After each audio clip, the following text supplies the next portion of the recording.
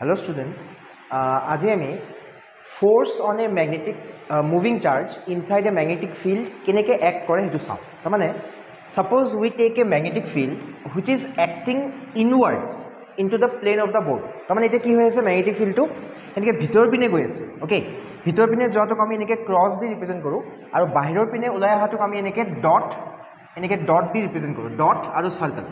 But এতিয়া আমি ভিতৰ পিনে যোৱাটো কৰিছো কাৰণে this is shown as cross. Okay, so a magnetic field tut eta charge homaise neki. Suppose this charge is plus q. This charge enters this magnetic field with velocity v. Then ki hoy, magnetic field to b hoy aru velocity v hoy. Then the force that this charge experiences is given by F equal to q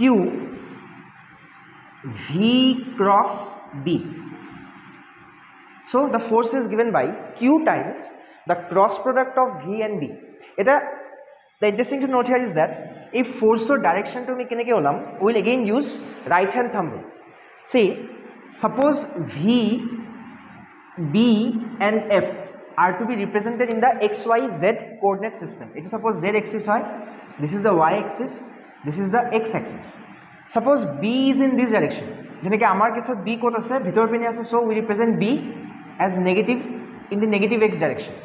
Aru v keneke hoy, v is moving in the y direction eneke.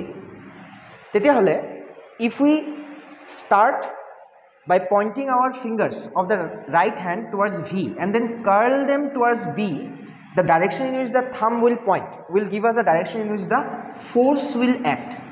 So yate ki hoy ase, v pora start korim, b le jam aru finger to upor pine point korim. This gives us the direction of the force. So that will be all.